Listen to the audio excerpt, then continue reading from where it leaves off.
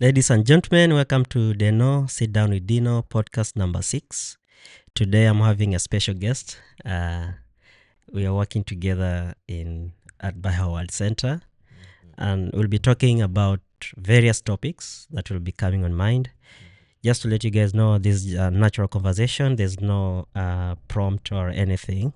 So we might say some things which may not scripted. Not scripted, yes. And this is just basic opinion, and the purpose of this podcast is educational and also entertainment. Okay, so as I said earlier, my name is Dinno, and today I have Buddy. Yes, Buddy Body, and I hope you're entertained, because what is the purpose of life without the joys of it? You know, I was reading there is this quotation, Yes. an extract actually from the Universal House of Justice. Should we explain what the Universal House of Justice is? Yeah, go ahead. Okay, there's no problem for that. Okay, so as you know, we're Baha'is. We're both Baha'is serving at the Baha'i World Center in Israel. There are no bombs flying around at the moment, so that's good for us, because as Dennis had said to me earlier, it's very hard to edit unwanted sound, so we don't want any sirens. Yeah. I joked about sirens yesterday, and then they said it's a serious matter, so I'm sorry. But yes, once again, it's about, finding nature gives us a lot of suffering already, and so there's no point in humanity adding to that suffering. So you find the joy in living every day. So this extract that I was talking about from the Universal House of Justice. So the Universal House of Justice is the highest governing body for the Baha'i faith at the moment, or not at the moment, but is the highest governing body for the Baha'i faith. It's composed of 9 members who are elected by representatives from Baha'i communities all over the world.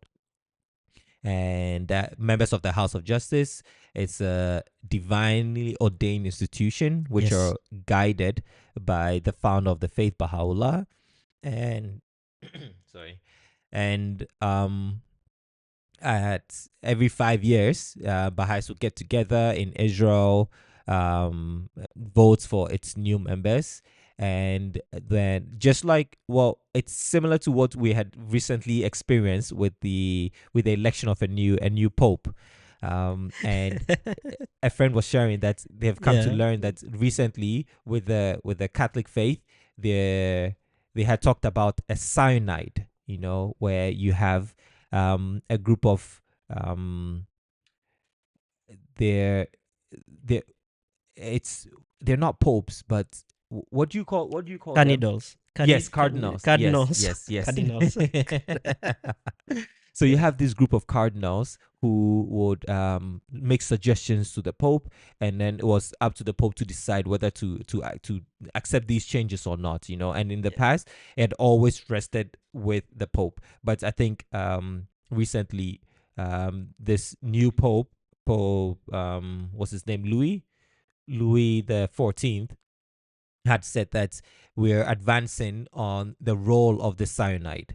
So what the cyanide now would do is that instead of just making suggestions, they can actually make stronger suggestions, one that the Pope might not have autonomy of, and then would have to actually implement what they say.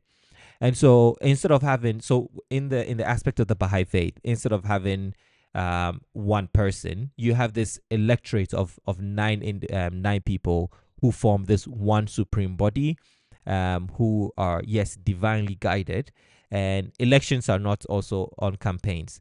So good on the backstory about the House of Justice. I'll leave a little bit for you to research for yourself. Suspense is good. That's very true. Yeah, so as Buddy said earlier, we are both Baha'is, and we are relatively a very new religion. It's around 250 years old. Yes. Around there. Around 200 years. Yes, and in our faith, we have a lot of things, a lot of principles that we believe in. And that's what makes us unique. And some of the things that we're going to talk about today, they're directly into our religion, Mm-hmm. to do the youth, to do the anything to do with the principles of the faith, Mm-hmm. oneness of mankind, Mm-hmm. and other things. Mm-hmm. So thank you for the introduction. That was quite good. Well, Yeah. you gave me the space to talk, and yes, I'm out there.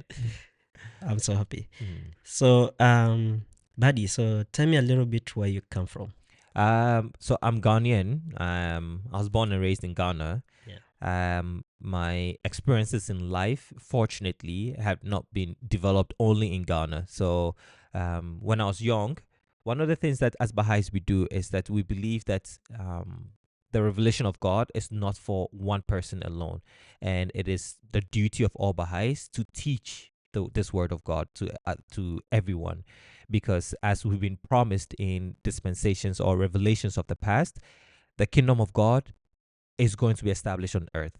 But and this is what sometimes amazes people, or sometimes we don't recognize that Baha'is believe, uh, the principles teach us that the world as it is now is on an ever advancing process, and so civilization is going to continue. We don't know when it began, but it's not going to end as we know it, or as we've been made to believe in past dispensations, in past revelations. So civilization is going to go on, and it's a duty to contribute to this advancement of civilization. And so with every manifestation of God, every prophet that has been revealed, they were to reveal, or they were to bring unto mankind what was needed at that moment for them to grow. And so now, it's the time for us to look at, investigate, and study the that which has been revealed by Baha'u'llah, which would help mankind to grow, to go forward. So, what we see now is that on this path of contributing to the advancement of civilization, we need to teach that this revelation that has been brought to us by Baha'u'llah. And so at an earlier age, now no one is actually born a Baha'i. You declare to be a Baha'i at the age of 15. Yeah, I think that's one of the things that people Mm. should know, that no one is born Baha'i. Yes. So you have to make your own decision Yes. to be a Baha'i. Yes. Yeah. Yes. It's not forced upon you also. And so, yes, the lucky thing is, if you're raised up in a Baha'i community or a Baha'i home, you get to know about the principles of the Baha'i faith. But it's not forced upon you, and you actually have the duty, it's your obligation to investigate this truth for yourself. Yeah. Yes. So since we've been talking so Mm. much about the principle of the faith, Yes. I thought I should actually try to mention them. Okay. So one of them is oneness of mankind. Mhm. Another is universal peace upheld by world government, Mhm. independent investigation of the truth, Mhm. the common foundation of all religions, Mhm. and then essential harmony of science and religion, then equity of men and women. Sorry, equality of men and women, and then we have elimination of prejudice of all kinds, and then we have universal compulsory education. Then we have spiritual solution to the economic problem, and then universal auxiliary language. Mm. So these are kind of the things that Mhm. you keep on hearing buddies talking about, the Mhm. Baha'i principles. Yes, Mhm. you can go ahead. Yes. So at an earlier age, as fulfilling this duty to bring to light or to share these principles of the Baha'i faith with others, I would go travel teaching. So as a young person, I would move from village to village, from city to city, from community to community, to share what I know about the Baha'i faith. And so, in connection with the establishment of the kingdom of God on earth, what we have come to understand is that as mankind was growing, just like a child, Yes. when you have a baby, they have the potential to make good decisions, to have autonomy when they grow up. Yeah. But just because you recognize that a child is a human being doesn't make them mature to make mature decisions at an earlier stage. And that's true. exactly what mankind was going through when it comes to the revelation of God. And so at this moment, we see that we have reached that age of maturity as Baha'u'llah describes, as Baha'u'llah talks about. And at this age, the establishment of the kingdom of God on earth is not going to come about by God just snapping his fingers. That's not what it is. We're Yeah. going to build it ourselves. Yeah. He will give us the materials, he'll give us everything that we need, he'll give us the tools, the knowledge for us to establish this kingdom of God on earth, establish his kingdom on earth. Yeah. And that's what Baha'is are doing now. But it's not only Baha'is that can do this. It is the whole world. We all have to come together to do this. So I think what makes it a little more unique is that as Baha'is, we recognize that this duty of establishing God's kingdom of earth does not rest on the shoulders of just Baha'is. Yes. Yes. Sorry. On It's the okay. shoulders of just Yeah. Baha'is, Yeah. but it's a collective, it's a unified responsibilities. Hence, one of the principles is the unity of mankind. Yes. You know. So that's what I had been doing at an earlier age, and this experience, I mean, the experiences that I gained had helped to shape my life and then shape how I see the world, how I see people. um, and then after high school, my high school and university were both in Ghana, and I had my first degree, bachelor's, Yeah. in Ghana, Yeah. and then I moved to China Wow. for another second bachelor's degree. So you moved to China. Yes, yes. So I was in China Wow. for about 4 to 5 years. Um, Can you speak Chinese? 是的，我的中文很好啊。Okay. So anyone who's watching, just tell me what you said. 当然了，我没说话。Wow. That's amazing. Yeah, so Yeah. yeah, it's been pretty good. It's been pretty good. There's actually this I'm going to promote him now, but Okay. there's actually this very popular YouTuber, vlogger, Wadamaya, Berthold Winkler. Yeah, we're in the same school together in China. So the guy who goes around and talk to Chinese in China. He did that before, but now he's pretty big on YouTube now. He's one of the most influential Africans actually. Oh. His name is Wadamaya. What am I? Let me Yeah. see. And Oh, the guy who goes around and relays house estates and this kind of stuff. yes, his focus has been majorly on promoting the integrity or promoting Africanism. Oh yes, I know that Yes, guy. Yeah, yes. that's good. So yeah, he's really good. He started as a comedian in school, and yes, he speaks really good Chinese, and it got a lot of recognition, amongst the Chinese population. And then it was so interesting, like we would go to class, Yeah. and then after class we'd come back, and this dude is just sitting by a table and then writing jokes, and I'm like, what am I? What are you doing? It's like, bro, if you find your calling, you find your passion, follow it. And that's exactly what he did. He's like, yo, we all came here to study engineering. I might leave here with an aeronautical engineering degree, Yeah. but I can tell you now that that's not what's going to make me successful. And he followed his passion, and look at him now. And so it's been pretty good. Yeah. One of the things that we were talking about yesterday, Mhm. me and my wife and my father-in-law, was in this world right now is that most of the people who have gone to colleges, Mhm. they actually don't do the work that they Yes. study, Yes. like professional study. Mhm. And most of them, they kind of do different types of work. Yes. And that one really gives you a different view on how you view education. Yes. And like people think education is more of going to get your degree, Mhm. get your maybe certificate, Mhm. but the education purpose is to make you to learn, Yes. not to get a paper. When someone is learning, Mhm. is not the end result. You'll not always be receiving a piece of paper, but Yes. the end result is like you are able Yes. to implement whatever you are learning and build on that one and Yes. make it the world better place. Yes. And if you want to know, like people who run businesses, Yes. like for example, people like rich people in the world, Elon Mhm. Musk, Billy Gates, all these kind of Mhm. people, if you look closely, what they are doing currently and what Mhm. is giving them their name Mhm. it has nothing to do with what they studied in school, Mhm. but is it has something to do with the knowledge. Mm-hmm. So someone will tell you, for example, I studied physics and I look at physics, blah blah blah, Mm-hmm. but he doesn't have any paper to do with physics, but he Yeah. has the knowledge about physics. Yes. So the same thing in our life right now. So Mm-hmm. we have to view the education in a different way, Yes. as a learning thing, not Yes. any somewhere where you get papers. Yes. You should be Yes. educated means you have to learn. Yes. And Yeah, it's well, so there's one other very mystical, we call him the mystery of God. His name is Abdul Baha.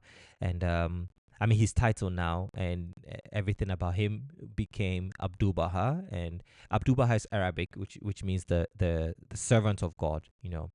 And Abdul Baha was the son of the founder of the Baha'i faith, Baha'u'llah. And in Israel, mostly in Haifa and Akko, where they spent most of their lives, a lot of the locals even know him as Abbas Effendi. And one of the things that Abdul Baha had said about education and has been that it is not it is not about the book knowledge. You know, there's no profit to man or to man's standard as a spiritual being when it's all about book knowledge. That we need to be that our education needs to be founded also on spiritual principles. And so moral education is as important as the book knowledge. And so the educational let's say the educational endeavors of Baha'is now has been trying to has been looking at bringing back both spiritual and material education, and how that can form a true identity of man, you know. And so yeah, that's what it's been actually. So for me personally, that's what it's also been. um and there's so much you also learn from traveling. yeah, And I think that's one of the things that Trevor Noah had said, that he recognized that a lot of what he knows about the world and a lot of what has formed his opinions and his perceptions that has become quite respected is because of how much experience he had gained from traveling. And I totally agree with that. You know, when he said that, I was like, dude, that's what I said. But I mean, I didn't have a podcast, so nobody could hear me. yeah. So for me, just talking about Abdul Yes. Bah and the founder of our faith, who is Mm-hmm. Baha'u'llah, said that the source of all learning is the knowledge of God, Mm-hmm. and cannot be attained save through Him and through the manifestation of God. Yes. And if you think about it, is that one of the questions that everyone always try to answer is, where did we get all this knowledge that we're using Yes. currently? Mm-hmm. And if you look at it, is no one really have specific answer. Yes. And I was watching a documentary about the scientists, and Mm-hmm. most of the scientists claim that they knew things through dream. Mm-hmm. So one of my famous scientists is Tesla. Okay. So Nikolai Tesla, Tesla. yeah, Nikola Tesla. Yes. Nikola Tesla believed that someone used to come and teach him whatever he knew. Oh, that's interesting. I Yeah. didn't So know that one. if you watch the documentary, you see that he could do things that other people couldn't. Yes. I And see. one of the things that he say, just someone could come and teach him Okay. something. And most of the scientists say the same thing. Yes. And one of the interesting things that most of them they know things through dreams, Yes. Okay. which is also one of the fascinating things about knowledge. Yes. So in our religion, we believe that the first educators of mankind is the manifestation of God, Yes. Yes. and Yes. this one goes all the way to the manifestation of God that we know, from Krishna to Baha'u'llah and Mm-hmm. Jesus as part And of that, Abraham and Muhammad, yeah. Moses. Yes. And education is supposed to help people to know, to eliminate ignorance. Yes. Yes. It's And supposed to help us grow to become better people. yes, So, and it's just like the purpose of religion. So a lot of times I think that the name religion and also because of how what we see happening around us all the time, creating conflict and disunity, has made us lose hope. Feels like there's no hope in religion or the word of God, or it's just a lie. But that's just all manipulation by, unfortunately, ignorant, as you had mentioned, or immature individuals, human beings. We have the free will, and so unfortunately, we're not using our will. We're not exercising our will to be as the will of God, and for that reason, we have all these distortions about the purpose of all these phenomenons. So when we look at religion, just like education, its purpose is to help or assist with the advancements of human beings. You know, and if it's not serving that purpose, then of what use is it? Mm. So, one of the thing that I would like to talk about is Mm-hmm. youth. In Okay. our faith, we know that uh, it grows because of youth, right? Yes. So we have programs where children go through this program and Mm-hmm. then they become junior youth and then they Mm-hmm. become youth, and then as step goes by. Mm-hmm. And one of our forerunners in by faith was the Bab. Was Mm-hmm. by the time he was revealing his revelation, he was a Yes. youth. Yes. And I just want to hear your views on youth. And Yes. right now, youth seems to be confused because of a lot of things that is going on around the Yes. world. Things to do with identity, things Yes. to do with um, Yes. education. The life is becoming much Yes. difficult. It's not the same way as Yes. before. There's no moral education on this Yes. youth, and they seem to be lost on Yes. this, all these things that is going on. It's Yes. like confusion that is Yes. going on. And one of the most hated places is Western world. Yes. Now it's Mm-hmm. coming back to Africa. Most of youth, Influences. yeah, exactly. They are more engaging in activities, uh, believing that these. Will help them. Mm-hmm. But in our faith, we have these programs where uh, junior youth, and actually starting from children class to junior youth to youth go through. Mm-hmm. And can you say more about this Yes, thing? youth can Okay. move the world. Yeah, that's true. And there's you should find that song. It's by Ali Yusufi. He's a really good musician. And he has this, I mean, he's not tied to just one genre of music, so he has this reggae tunes that's like youth can move the world. It's actually really good. um Abdul Baha describes the period of youth as uh, as a divine springtime. So one of the things that Abdul Baha says that it's always shaped my life is that everything is connected. You know, nature, man, all that has been created by God is connected. And so we even say that if we look within ourselves, we will find that which is even greater than the whole universe. And so if we let's look at let's take it from the standpoint of nature, of the seasons. So in some countries you have 2 seasons, in other places you have four. You have autumn, spring, you have winter, you have summer. And during the winter time is where things are cold. Most things start to die out. It's all like sad and gloomy. We try to have fun with like snowman and then hitting people, and the violence becomes real during that time also. but but then after winter comes the spring, where almost everything comes back to life. New energy, revived energy. Things Plants start to have a boost in their growth. And it's the same thing when we look at the period of youth.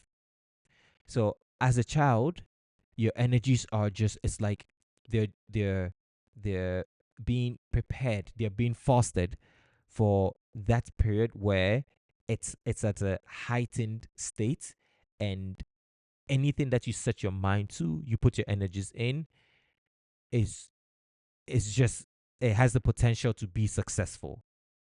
And that's the power youth have. And when we look at a lot of the movements that have been happening around the world with even protests, you'd find out that the energies that are generated with these demonstrations or protests happen because of the involvement of the youth. What the world has done before was that it had tried to categorize youth as immature children. Yeah, And in yeah, suppressing that energy, it had prevented the potential of youth to actually be expressed. And that's what is changing now with the educational system of the Baha'i faith. It's identifying that no, this period of a person's life is actually substantial, essential to the development or to the contribution of the growth of the world, to the contribution of the establishment of peace and unity of this world. And so youth are not children anymore. They can make valuable sorry, they can make valuable decisions. They can effect change in the affairs of their communities or of their countries. And so their educational programs, one of the the the leading um elements, or leading tools that's with the Baha'i faith is the Ruhi program. So the Ruhi program is the Ruhi Institute is a program that was established. let me bring you some water. Okay, thank you. Think of drying up. Okay, this should work. Okay. Thank you. So, one of the things that I wanted to share is a message from House of Justice that talks about the youth. So it says, although your realities are shaped by a broad diversity of circumstances, yet a desire to bring about the constructive change and capacity for meaningful service, both characteristics of your stage of life, are neither limited to any race or nationality, nor depending upon material means. This bright period of youth you share is experienced by all, but it is brief and buffeted by numerous social forces. How important it is then to strive to be among those who, in the word of Abdu'l-Baha, plucked the fruit of life. Which is a very direct thing about, is basically talking about the youth. They say this period of the youth is very short. Yes. So you have to grab it, Yes. be useful with it. Yes. Yeah. So Yes. you can continue with the explaining about the Rui books that you were Oh, talking about yes. here. Yes. So this educational system that is being um, promoted by the Baha'i faith is one that's looks at all aspects of our lives. So it starts from early childhood, not necessarily kindergarten stage, but let's say when a child is at the age of 5. So what kind of principles are conducive for them to have nurtured within them, to start nurturing within them, so that um so when they get to the junior youth stage. So the junior youth stage is also an essential period in the person's life. The age is usually between 12 to 15, and this is where new senses are being heightened, new characters being formed, or a person's personality is being shaped. And so it's even the shortest period of a person's life, where if not taken critically, how this period is being fostered, they grow up. It's like, how the saying, train a child the way you should grow, and when they grow, they shall not depart from it, right? Or a plant, that when you have a young plant, when you bend it, it bends. Yeah. But if it's already formed into a stick and then you try to bend it, it To never breaks. bend. Exactly. And so that's where the junior youth period is. That they're still the malleable plants that can be bended into the shapes that we want to see them become important, to contributions to society. And so when you reach that period of youth, so junior youth, you're not a child and you're not a youth yet, so you're like the in between, and right past that is the youthful stage. So the Ruhi Institute has programs also that is conducive for that period of our lives. When we're thinking about how we can support our families, how um, we can be contributors of the growth of our societies. We're thinking about our education even more during that period. Some we're even thinking about families, starting families. If we want to husbands and wives, we're thinking about Perfect. we're thinking about our jobs, our careers, occupations. So all of these, like you mentioned, all of these social forces are at play, but we're not supposed to lose sight that we can have an influence, or we Yeah. can still contribute to the betterment of the world at that stage, because we have the energy for it. There's a letter Mm-hmm. that one of central the guardian of the faith, Yes. Mr. Gifendi, Mm-hmm. says that it is on you young and active Baha'is like you Mm-hmm.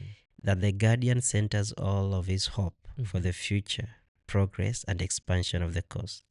And it is on their own shoulders that he lays all the responsibility for the upkeep of the spirit of selfless service among their fellow believers. Mm-hmm. Without that spirit, no work can be successfully achieved. Mm-hmm. With it, triumph, though hardly won, Mm-hmm. is but inevitable. Yes. You should therefore try all your best to carry aflame within you the torch of faith, for through it you will surely find guidance, strength, and eventually success. And this letter was sent to New Zealand, Mm-hmm. and it's interesting. My Oh, wife is from New yes. Zealand. She's been exemplary. Yeah, and also there's another quote also talks about. They say that they, the youth, Yes. must always realize that they are the future of the course, and they should gain from experience as teachers and administrators from the old friends Mm-hmm. in preparation for the time when the burden of the work will Mhm. fall on their shoulders. Mm-hmm. And one last quote Yes. says that the endurance of youth Mm-hmm. under arduous conditions, Mm-hmm. the vitality and vigor Mm-hmm. and the ability to adapt themselves to local situation, Mm-hmm. which is very important, Yes. to meet new challenges, which means you should meet challenges. Yes. Many people run away from Yeah. challenges. No, it's part of Yeah. life. So to meet new challenges and to impart their warmth and enthusiasm to their visit, combined with the standard of the conduct upheld by Baha'i youth, make them potent instrument for the execution of the contemplated projects. Mm-hmm. Indeed, through these distinctive qualities, they can become the spearhead of any enterprise Mm-hmm. and the driving force of any undertaking in which they participate, whether local or national. Our expectant eyes are fixed on Baha'i youth. That is from Universal House of Justice. Yes. So for me, it's like it's not only the faith. Yes. Everything relies upon this period of time Mm-hmm. when most of us go through is a youth period where you are energetic, you have that Yes. energy, and you have the willingness to learn Yes. and to get these things work. Yes. So it's very important for us also to think about the youth Mm-hmm. and try to nurture them. Another thing that Shogifendi said is that youth should learn from their older friends. Yes. So which means basically the point is like you have to learn Yes. in order for you to know which experience to follow, Yes. which experience not to follow. Yes. Yeah. Which is really, really good you brought it up, because I was thinking now that, what, if I'm a listener, and I have all these questions in my head, and one of the segregations that has been promoted in society is children are children, youth are youth, adults are adults. So this generational gap has created a conflict rather than bring energies together, for the promotion of unity in the world. And that's why you find a lot of youth very unhappy with even our political leaders, or people in authority, because you have this 70-year-old who's only thinking about his smaller circle and his death. That's all it is. And so you see how it's true. And so you see how lately, Yeah. there's so much anger, and disappointment, because if the and that's where the youth are looking at the older people and saying that, we want we you have your time is past, but you're not unimportant. Because I'll see it this way. Before you get married, especially for guys, you're like, if you want to see who your wife would be, you Yeah. look at the mother. Right? So, Yeah. so if you see, I'm married, wife is from India, Yeah. and hopefully she'll get to hear this one day. But I mean, that's what I You should did. send it It- to her th- after it's out. You're like, you wanna watch this? that's what I did. Yeah. I visited her home, Yeah. in the islands in India, and then I wanted to see the mom, because I'm like, that is her first educator, and so for who she can be, it will be represented in the parents, in the mom, for example, for the woman. And for the guy, sometimes it's the dad. And so that's how youth and the relationship between youth and adults should also be like, that um there's fresh ideas that are good for the promotion of unity and peace in the world. But Yeah.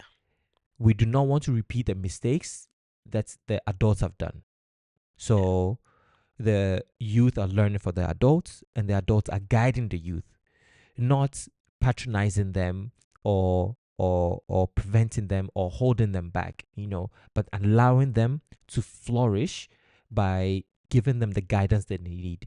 So sometimes the adults can put the youth in power, but the youth do not neglect or put away, or make adults obsolete, because it wouldn't work. No. So I got something here. So Yes. there's a letter that Universal House of Justice wrote in 2010. And these things that goes on around the world, whereby we have all these problems that youth are facing, as you say, Yes. political problems. Almost all the countries, the youth are restless. Yes. They feel like the people who have the power, they're not really listening to them. Yes. These guys are just doing what they think is good to them. Yes. And it's not just about political, even religion. Mhm. Like most of the youth, even in religion, they kind of not really how can I say it? Like they are restless too Yes. with their leaders of religion, Yes. because they don't feel like they're being connected Yes. to Yes. to the faith Yes. that they're believing in. Yes. That's true. And one of the messages from House of Justice says that the key to resolve this social ill rests in the hands of the youthful generation, convinced of the nobility of human being. So if youth understands that they're noble, these Yes. people are human, they're also humans. Yes.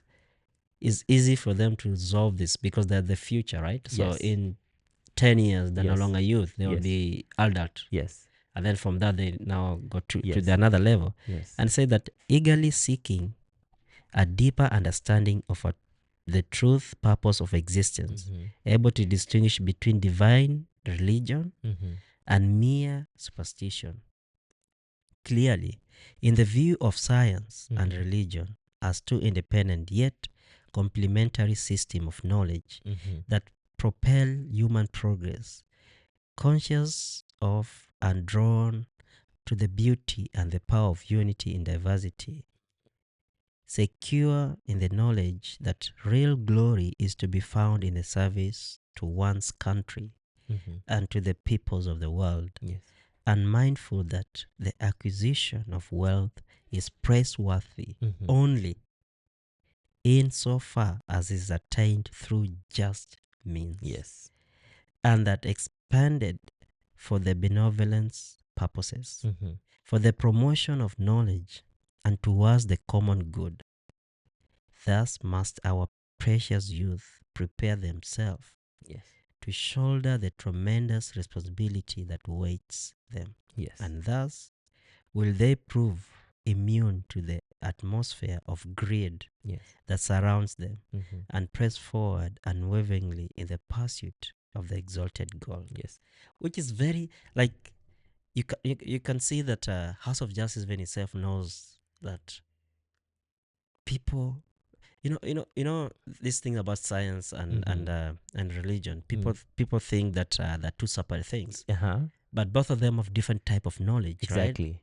And now this thing about wealth, people Yes. make other people think that when you're wealthy, then you're probably corrupt. Yeah. Okay. You know, that kind of thing. Yes. So most of Yes. you, they that's how we have been brainwashed in that Yes. level, that Yes. anybody who acquires Well. wealth, Yes. then this person, it Has some doesn't sort of. matter. So this guy is Yes. corrupt. Even if this guy worked hard Yes. to get knowledge, then you're Yes. corrupt. And to get wealth or richness, Yes. then you are corrupt. Yes. But it makes people not to work hard to get Exactly. We're looking for yeah, shortcuts. exactly. Yes. So, and you see, House of Justice says that if someone attains wealth through just means, Yes. and use that wealth to the goodness of the society, then that is better, right? Yes. And that is the purpose of that wealth. That wealth should be, its use should be for the betterment of society. And even when we think about our jobs, when we think about our careers, the purpose of whatever we're doing should be to raise up the standards of the human race. That should be it. Our nature as human beings is constantly being concerned for the welfare of others, not even for ourselves. So past generations, it had been that an eye for an eye, a tooth for a tooth, and then we've moved to forgive and forget.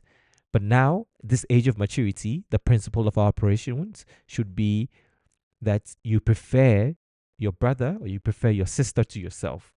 And so you don't even think about your happiness doesn't come first. And that's one of the things that we're seeing in society, this this subject of self. How can you love others if you don't love yourself? Love others. That's it. Why are you loving yourself? Where's the ego coming from? Don't think about yourself. Think about others. And if we're all thinking about other people, definitely somebody will be thinking about us too. And that's how leadership is. That and even now we're reshaping what leadership means. And in the past, and we see it in even in our elections, that you come, you say all the good things you're going to do, and then when you're put in power, you see, that's what this is. When you're put in power, then everybody starts to serve you. But now that's not what it is. You're not being put in power to be served, but then you're given the responsibility to serve others. Yeah. One of my friend, his name is Collins. Yeah, we are talking about like, what is real power? Like, because what people have, like, for example, when you have position and all these things, and that's why youth, they're really struggling, because they think when they have a government position, then they have the real power to make a change. That's not true. No. So if I go back to that quotation from House of Justice, you will find that they say that, let me just get it. Yeah. They talked about something which was interesting. Sorry, let me see. They talked about several things. So one of them was that you should have knowledge, and that they say that clearly, in the view of science and religion, as two independent yet complementary system of knowledge that propel human progress.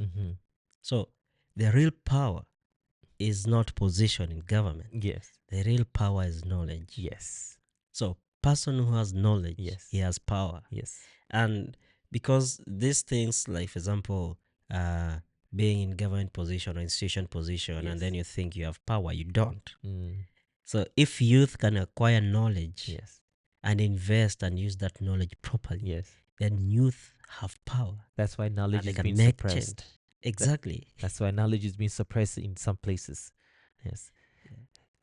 It's so clear. Yeah, it's something like, for example, it says, in secure in the knowledge that the real glory to be found in the service to one's country Yes. and to the people of the world. Yes. Like, if you have the knowledge, then Mm-hmm. you understand that Yes. you have the power, and Yes. that power can help you to serve your country Yes. and serve everyone else, that Yes. the people of the world. Mm-hmm. And it's very interesting the way House of Justice has actually carefully written these sentences, like Yes. your country Yes. and people of the world. It Yes. doesn't say your country and then And then that's stops. it. Yes. Yeah, Yes, very exactly. interesting. Yeah, Uh, you know, you should. I think that French should even delve more into this. Because sometimes, um, I know sometimes for like some engineers, you look at it from point to point. So you're like, oh, before I get to the rest of the world, let me just maybe start with my country, and then you get preoccupied with your country and you just get stuck there. So sometimes don't even see it that way. See it as a whole. So one is not independent of the other. That the the both are complementary and both need to go hand in hand. you know yeah. So I think it's important. I think for us to think mostly about the youth and ways of which we can engage the youth and consult with them. They're equal, mm-hmm. They should understand what's going on in the world. Mm-hmm. They should be given opportunity to implement change Mm-hmm. and correct them when they're wrong, but Mhm. correct them in a nice way that they don't Yes. feel like they're being offended. Yes. You Yes, know. exactly. So you don't say, "Oh, you guys are young. It doesn't matter what you're saying." Yes. They're human. They Yes. understand. They Yes. feel, and they see that people really don't understand them. Yes. And because of that, people have a lot of confusion Yes. and misunderstanding, and that's why the world is going into turmoil, Yes. because youth run the world. Yes. Older generation, Yes. you only have few years to Yes. live. These youth have more than 30 years, Yes. 35 years to Yes. live. So if you're messing up the world, you are Yes. really messing for them. Mm-hmm. And that's why most of them, they kind of feel like, okay, uh, people are not listening. Mm-hmm. And the only way that people listen is Mm-hmm. being violent and all this thing, because they feel like there's no solution. Mm-hmm. And the purpose of religion is actually to bring solution to this kind of Yes, issues, exactly. whereby they can find refuge. Yes. They can find people who understand them. People can morally educate them Yes. and help them to be in the right path. Yes. And they to gain knowledge, as we said earlier, they should have knowledge. They should have it. Yes. They should be able to acquire wealth, so Mm-hmm. that through this wealth they can help the rest of their Exactly. families, humanity. Yes. Is something that you only find it in Baha'i religion, where they actually That's true. talk so Yes. much about it. There's one prayer. Mm-hmm. It says that bestow. So it's about a youth. So it Yes. says, bestow upon him knowledge, grant him added strength at the break of every morn, and guide him within the shelter of thy protection, so that he may be freed from error, Mm-hmm. may devote himself to the service of thy cause, Mm-hmm. and guide the wayward, Yes. lead the helpless, Yes. free the captive, and awaken the heedless, Yes. that all be blessed with thy remembrance and praise. Yes. And when you read such prayers, Yes. you come to understand that the person who wrote this prayer Mm-hmm. is praying to God, asking God that he may be able to guide this youth, Yes. free him from all these errors, all the sins, Yes. all the challenges that can be Yes. come, and make this youth so devoted in thy cause. Yes. And people will ask, what is thy cause? Mm-hmm. And causes are so many, as one of the husbands was Yes. saying. There's a lot of causes, but Baha'i cause is humanity cause. Yes. I like that. Because everything in Baha'i faith is Mhm. about humanity, the Yes. goodness of humanity. The progress of humanity. So when they say, devote himself Mhm. to the service of thy cause, Mm-hmm. and may guide the wayward, lead the helpless, free the captive. And there's so many things about captivity. Mm-hmm. And one of the ways people are being captured is through a mindset, Yes. through brainwashing, Yes. through these things that people don't think. When you are captive, you don't see beyond what you're being told. Yes. You Yes. know, these things to do with identity, these things to do with confusion, these things to do with Mhm. drugs. When youth don't have people guide them, then they're Mhm. being captive in their own. Yes. And when you are youth, you want to experience a lot of things, Mhm. and you can only know what is right and what is wrong Mhm. if you can learn from the experience of the Yes. older friends. And misinformation. And a lot of Misinformation misinformation, can even yes. hold you captive. See, one of the deadliest form of captivity is not even knowing that you're being held in captivity. You think you're free, but you're not actually free. There's one Ghanaian musician, Sarkodie, in one of his BET freestyles. It's I think the song is Brown Paper Bag, and yeah, he mentions some of um, these natures of.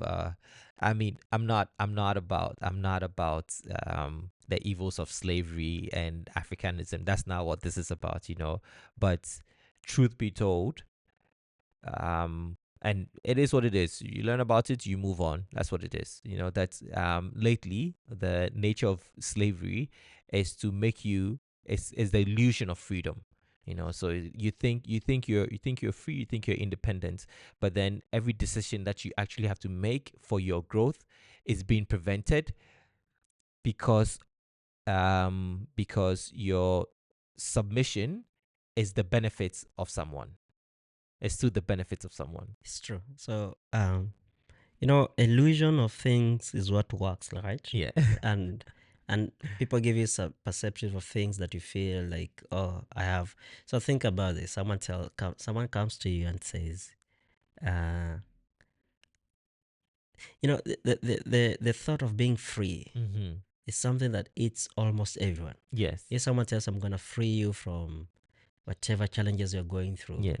you're actually becoming his slave, Okay. which means this person can easily take you back to that situation. Yes, I see. So if someone comes and say, I offer you a job, Uh-huh. that the same person can Yes, take that job away. that's true.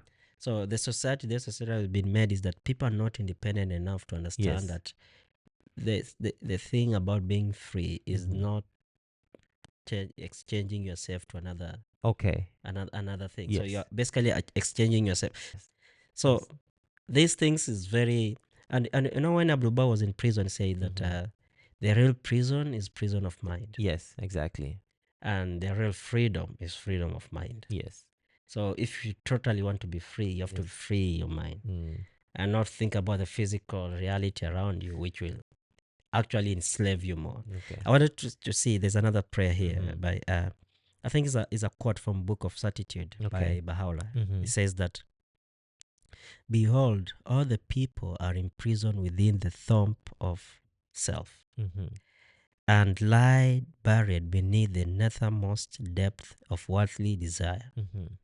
Wert thou to attain to but a dewdrop of crystal water of divine knowledge, thou would readily realize that true life is not the life of the flesh, but the life of the spirit. Yes.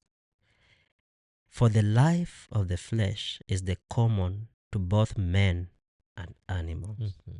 whereas the life of spirit is possessed only by the pure in heart, who have qualified from the ocean of faith and partake of the fruit of certitude. Mm-hmm. This life knoweth no death, Mm-hmm. and this existence is crowned by immortality, Mm-hmm. even as hath been said, he who is a true believer lieth both in this world and in the world to come. If by my life be meant this earthly life, it is evident that death Mm-hmm. must need overtake it. Yeah. So if you think about this, like, if you can educate the society to understand that we need to have freedom in Mm-hmm. terms of spirit, and you can only get this freedom through religion Mm-hmm. and True. reading the writing and knowing that if you test it, like what Paula says, that if you Mm-hmm. just test the crystal water of divine knowledge, Yes. which means all the true knowledge is the Yes. knowledge of God. Yes. The true knowledge is the divine knowledge. Yes. you realize that this life, it is the life of flesh, Yes. which is shared by animals. Yes. Yes. I think in the righteousness of the faith we get to learn about the our lower nature and our high nature, you know. And just to be clear again, you know, whenever we speak about religion, it is not devoid of science. No. It never is, you know. Okay, Mr. Dennis, Yeah. my time is Up. yes. Okay. Thank you so much for coming. And Okay. I hope we'll have more time next time to have Yes, more yes, discussions. yes, definitely. And yeah. So guys, you have come to the end of our podcast. For now. It was lovely to host Buddy. Thank And you. Thanks for having me. yeah, so we'll release this podcast in the coming weeks. And Mhm. thank you so much. Thank you. Okay, bye. Bye. Bye-bye.